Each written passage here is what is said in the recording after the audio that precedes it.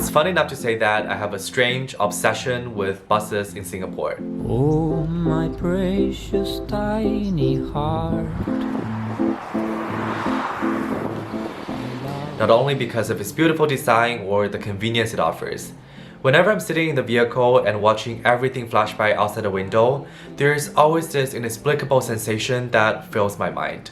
Throughout the year, I've taken so many buses and ventured along so many different paths that I started to feel an affinity towards it. But how did it all start though? How did I even discover this passion? And more importantly, how has it changed my life?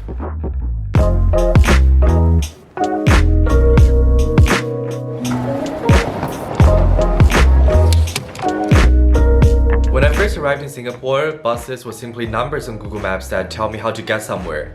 But then one day I happened to get on a double-deck bus, so I went to the upper deck and took a seat on the front row. Oh man, the views completely blew my mind.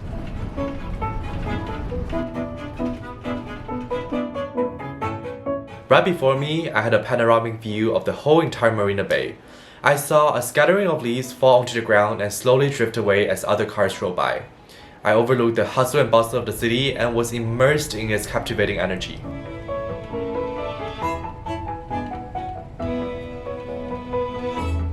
Just like other 20-year-olds standing at the crossroads of their post-graduation life, all at once I felt so excited to imagine what my future holds, as if I could literally see all the different opportunities unfold right in front of my eyes.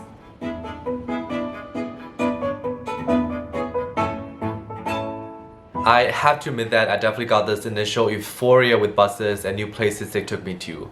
There are tons of things that I marveled at. And then, as I gradually adjusted to this new environment, I started to see through the facade and feel things differently. I became better at memorizing different bus routes, but I also got used to the recurring patterns in my life. I'm laying here in my bed, feeling kinda lonely. At the same time, I realized how life really is. Most of the days after finishing my 10 to 7 job, I still have to spend another 2-3 hours scripting and editing my YouTube videos.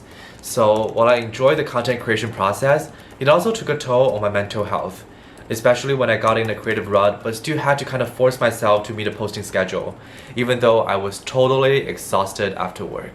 As a result, I wasn't feeling as excited and motivated, and I didn't look forward to the bus ride home anymore. I am always with you.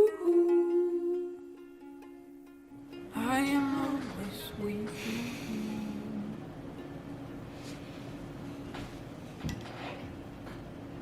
This growing disenchantment bottled up to the point that when one day the bus broke down in the middle of the road and a cranky uncle started to scream at the bus driver, grumbling about how the engine sucks, how the entire bus system sucks, I just couldn't take it anymore. So I asked myself, what has fundamentally changed here? Because it's almost like a giant dark cloud that overshadowed my life, until I had this conversation with a friend of mine. He said, from one place to another, what have you been chasing after all these years? He wasn't wrong. Indeed, my life has been all over the place in the past few years because I didn't want to be attached to any physical space. I was afraid that when I discovered the other side of the story, which might not be as appealing as the first impression was, I could just run away from it and start it all over again somewhere else, just like people with commitment issues in a relationship. I was always chasing after this glorious, exciting part of the story, which is also reflected in the way I treated myself. As an ultimate perfectionist, I beat myself up so many times just for one small mistake I make. I constantly live in other people's expectations, and to me, the only source of self-appreciation comes from external validation.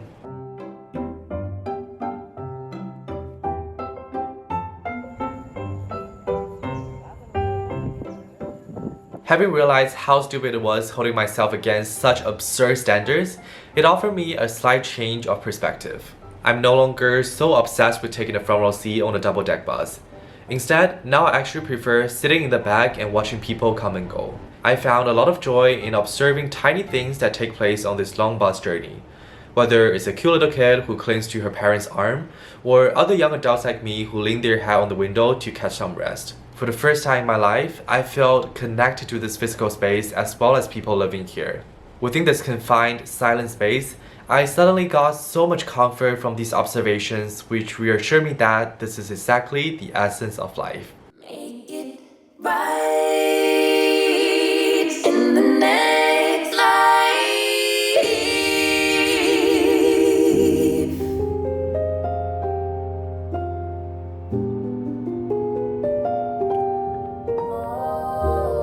Life is not all glamorous moments puzzled together.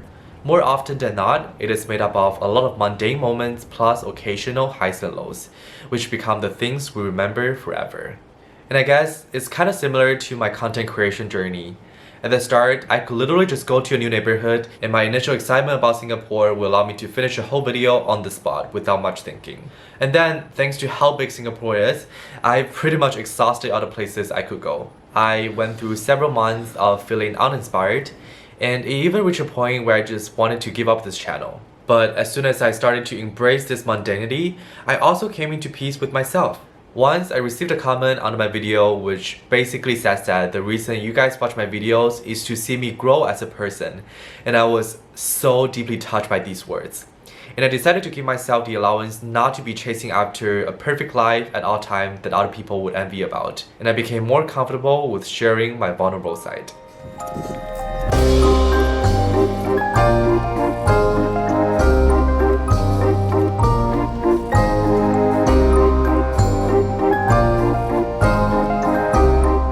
In the end, growth is just a process. And I'm finally happy with being the imperfect version of myself who continues to move forward, just like every other bus journey I would take.